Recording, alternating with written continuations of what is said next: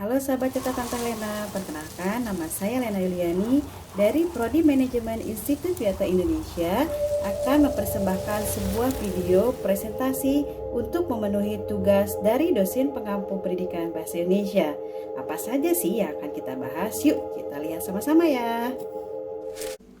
Pada kesempatan kita kali ini kita akan belajar asik bahasa Indonesia. Adapun materi yang akan kita bahas dalam video ini ada yang pertama hakikat bahasa Indonesia, yang kedua ada ejaan yang disempurnakan, yang ketiga ada kata, istilah, dan diksi, yang keempat ada kalimat. Baiklah, kita mulai dari pemaparan yang pertama, yaitu ada hakikat bahasa Indonesia. Hakikat bahasa Indonesia ini kita membahas tentang sejarah perkembangan bahasa Indonesia. Mungkin di benak kita banyak bertanya, mengapa abad ke-1 sampai ke-6 tidak dibicarakan dalam sejarah perkembangan bahasa Indonesia? Kenapa? Hal ini karena disebabkan tidak semua abad pada rentang waktu tersebut memiliki data tertulis yang dapat dijadikan bahan untuk mengetahui awal perkembangan bahasa Indonesia itu. Terus banyak juga mungkin kita banyak bertanya, kapan sejarah tumbuh dan berkembangnya bahasa Indonesia? Hasil penelusuran histori sulit menafikan bahwa masa pertumbuhan dan berkembangnya kerajaan Sriwijaya pada abad ke-7 Masehi bersamaan pula dengan tumbuh dan berkembangnya suatu bahasa yang digunakan ketika itu. Kita lanjut pembahasan selanjutnya, yaitu tentang kelahiran dan kedudukan bahasa Indonesia. Kita ketahui bahwa telah ditemukannya prasasti di Kedukan Bukit Brangka pada tahun 683 Masehi di Palembang. Yang kedua, ditemukan pula prasasti Talang Tuo Brangka pada tahun 684 Masehi, masih di Palembang juga. Yang ketiga, ditemukannya prasasti Kota Kapur Brangka tahun 686 Masehi di Bangka Barat. Yang keempat, ditemukannya prasasti Karangbrahi Brangka pada tahun 688 Masehi di Jambi. Prasasti itu bertuliskan huruf Pranagi berbahasa Melayu kuno.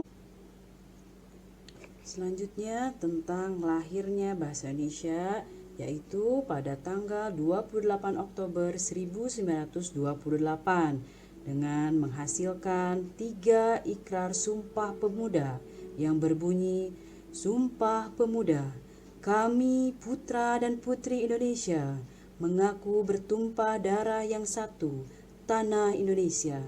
Kami putra dan putri Indonesia mengaku berbangsa yang satu, bangsa Indonesia. Kami putra dan putri Indonesia menjunjung bahasa persatuan, bahasa Indonesia. Jakarta, 28 Oktober 1928. Selain itu, kedudukan bahasa Indonesia tertuang dalam Undang-Undang Dasar 1945, Pasal 36, Bab 15 yang menyatakan bahwa bahasa Indonesia adalah bahasa resmi negara. Selain dengan Sumpah Pemuda dan Undang-Undang 1945, kedudukan bahasa Indonesia dikukuhkan dan fungsinya secara konstitusional sebagai bahasa negara telah diproklamirkan pada 17 Agustus 1945. Kita harus bangga dengan bahasa Indonesia. Mengapa? Karena bahasa Indonesia merupakan bahasa persatuan yang diraih dengan perjuangan yang sangat berat. Yang kedua adalah bahasa Indonesia berasal dari bahasa Melayu. Yang ketiga, bahasa Indonesia adalah bahasa yang sangat kaya. Yang keempat, bahasa Indonesia adalah bahasa yang mudah sekaligus rumit. Yang kelima, bahasa Indonesia juga dipelajari oleh bangsa lain sehingga masuk ke dalam kurikulum pembelajaran mereka. Yang keenam, bahasa Indonesia akan menjadi bahasa resmi ASEAN meski masih dalam tahap perbincangan. Selanjutnya kita akan membahas ejaan yang pernah berlaku di Indonesia. Yang pertama ada ejaan Pan-African, di mana pada tahun 1901 ditetapkan ejaan bahasa Melayu dengan huruf Latin yang disebut ejaan Pan-African Van Ophuijsen merancang ejaan tersebut, dibantu oleh Engku Nawawi dan Engku Ibrahim. Hal-hal yang menonjol dalam ejaan berupa huruf J untuk menuliskan kata-kata jang, pajah, sajang, dan huruf OE untuk menuliskan kata-kata guru, itu, dan umur. Selanjutnya ada ejaan Suwandi, di mana pada tanggal 19 Maret 1947, ejaan Suwandi ini diresmikan dan diberi julukan ejaan Republik. Hal-hal yang menonjol dalam ejaan ini adalah huruf OE diganti dengan kata U, seperti pada kata guru, itu, umur, dan kata ulang boleh ditulis dengan angka 2, seperti anak-anak, berjalan-jalan, ke barat-baratan. Selanjutnya, ejaan yang pernah ada di Indonesia yaitu ejaan Melindo, yaitu pada tahun 1959 Sidang Pemutusan Indonesia dan Melayu Slamet Mulyana dan Syekh Nasir bin Ismail menghasilkan konsep ejaan bersama yang kemudian dikenal dengan nama ejaan Melindo dengan singkatan Melayu Indonesia. Perkembangan politik selama tahun-tahun berikutnya antara Indonesia dan Malaysia mengurungkan peresmian ejaan ini. Selanjutnya ada ejaan bahasa Indonesia yang disempurnakan atau kita biasa kenal dengan EYD, di mana pada tanggal 16 Agustus 1972 Presiden Republik Indonesia meresmikan pemakaian ejaan bahasa Indonesia berdasarkan keputusan Presiden nomor 57 tahun 1972. Departemen Pendidikan dan Kebudayaan menyebarkan buku kecil yang berjudul Pedoman Ejaan Bahasa Indonesia yang disempurnakan sebagai patokan pemakaian ejaan itu. Selanjutnya, marilah kita mempelajari macam-macam huruf. Kita udah pada tahu nih kalau untuk huruf ini, yaitu ada huruf abjad, ada A, B, C, hingga huruf Z. Ada juga huruf vokal, terdiri dari A, I, U, E, dan O. Ada pula huruf konsonan. Huruf konsonan ini semuanya huruf abjad, akan tetapi huruf vokal tidak ikut ke dalam huruf konsonan. Ada juga nih huruf diftong. Lucu banget ya, namanya unik gitu, huruf diftong. Terdapat huruf ai, au, dan oi. Contohnya kata pandai, harimau, maupun amboy. Ada juga nih gabungan huruf konsonan. Huruf KH, eng, nya, dan sya. Contoh dalam kata itu khusus, milu, nyata, maupun syarat. Ada juga huruf kapital. Huruf kapital biasanya kita kenal itu huruf besar ya, dimana pada awal kata kita menggunakan huruf besar ketika menulis. Contoh, dia mengantuk. Nah, huruf D ini kita harus menulisnya huruf besar karena berasal di awal kalimat. Ada juga huruf miring. Huruf miring dalam cetakan dipakai untuk menuliskan kata nama ilmiah atau ungkapan asing yang telah disesuaikan dengan ejaannya. Contoh seperti Karsinia Mangostana, di mana kita sering lihat kalau di buku-buku cara mencetaknya ini tulisannya miring. Ada juga huruf tebal. Huruf tebal dalam cetakan kamus dipakai untuk menuliskan lema maupun sublema untuk menuliskan lambangan bilangan yang menggunakan polisemi. Selanjutnya kita akan membahas sinonim dan akronim. Sinonim adalah suatu kata yang memiliki bentuk yang sama namun memiliki arti yang berbeda. Contohnya seperti binatang maupun fauna, bohong maupun dusta. Ini memiliki kesamaan arti ya. Ada juga selanjutnya adalah akronim. Akronim merupakan singkatan yang terdiri atas huruf awal setiap kata, nama lembaga pemerintah dan ketatanegaraan, lembaga pendidikan, badan atau organisasi, serta nama dokumen resmi yang ditulis dengan huruf kapital tanpa tanda titik. Contoh, NKRI, Negara Kesatuan Republik Indonesia. Contoh lain adalah ITB, Institut Teknologi Bandung. Pembahasan kita selanjutnya adalah kata ganti. Kata ganti ku, kau, ku, mu, dan nya. Di mana kata ganti ku dan kau ditulis dengan serangkaian kata yang mengikutinya. Contoh, ku baca surat yang kau beri padaku dengan penuh ekspresi. Ku tangkap senyum bahagia di wajahmu dan kau tahu bahwa keberadaannya baik-baik saja. Namun, sejujurnya, ku bohong padamu. Tak ada kalimat bahagia dalam surat yang kau terima.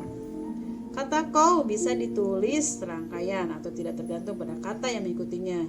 Contoh, Kau beri aku alasan untuk terus berbohong. Kau memberi aku alasan untuk terus berbohong. Kata gantiku, mu dannya ditulis serangkai dengan kata yang mendahulunya. Contoh, aku sungguh sedang menyakiti hatimu, hatinya, bahkan hatiku sendiri. Kata gantiku, mu dannya diberi tanda garis atau strip dan digabung kata sebelum hanya jika. Contoh, misalkan dalam singkatan ataupun kata yang diawali huruf kapital. Contohnya nih, si mu, mana ya? Ku bela Indonesiaku sampai mati. Ada juga nih, kita akan mempelajari kata sandang, yaitu kata sandang si dan sang. Penulisannya harus terpisah dari nomina kata benda yang mengikutinya. Contoh, si kancil mencuri mentimun di kebun. Sang adik dan sang kakak terlihat sangat akrab. Si dan sang itu termasuk kata sandang yang berfungsi untuk membatasi atau memodifikasi nomina. Materi selanjutnya itu tentang kata, istilah, dan diksi. Kata adalah kesatuan bebas, unsur terkecil dalam bentuk kalimat. Adapun istilah adalah kata atau frasa yang dipakai sebagai nama atau lambang dengan cermat mengungkapkan makna konsep, proses, keadaan, atau sifat yang khas dalam bidang ilmu pengetahuan, teknologi, dan seni.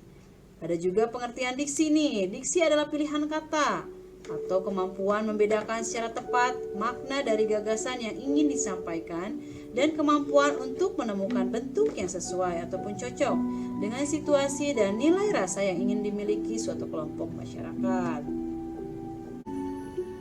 Selanjutnya kita akan mempelajari makna denotatif dan konotatif. Denotatif adalah makna yang sebenarnya, misalkan kamar kecil mengacu memang pada kamar yang kecil. Putra membeli kambing hitam kemarin. Adapun konotatif adalah makna tidak sebenarnya atau makna kias ya. Contoh kamar kecil berarti itu jamban atau WC. Selanjutnya contohnya 2 adalah putra menjadi kambing hitam dalam kasus tersebut. Dapat kita bandingkan perbedaan denotatif dan konotatif. Kata yang pertama adalah si putra memang membeli kambing hitam. Yang kedua adalah putra menjadi kambing hitam orang lain. Pembahasan kita selanjutnya yaitu mengenai sumber kata dan istilah. Sumber ini ada dari bahasa Melayu, bahasa daerah masing-masing, bahasa asing, bahasa Sanskerta, bahasa Arab, Parsi dan Tamil. Ada bahasa Belanda, Inggris dan Portugis, ada juga bahasa Cina, Latin dan Italia. Pembahasan selanjutnya adalah kata konkret dan abstrak, di mana kata konkret adalah kata yang acuannya dapat diserap secara empirik. Artinya, panca indera kita dapat merasakan kehadirannya. Contoh sepeda, kita bisa melihat sepeda itu memang benar ada. Sedangkan kata abstrak adalah kata tersebut sulit atau tidak dapat dicerna oleh panca indera, tetapi dapat dirasakan kehadirannya dengan pikiran kita. Misalkan kata kerinduan, kemauan, harapan, gagasan maupun kalbu, semua ini tidak bisa kita lihat, tapi bisa kita rasakan dengan perasaan kita dan hati kita. Materi kita selanjutnya adalah tentang kalimat. Kalimat lazim didefinisikan sebagai satuan bahasa yang disusun oleh kata-kata yang memiliki makna yang lengkap. Dalam wujud lisan, kalimat diucapkan dengan suara naik, turun, keras, lembut, dan disela jeda dan diakhiri oleh insonasi final yang diikuti oleh kesenyapan.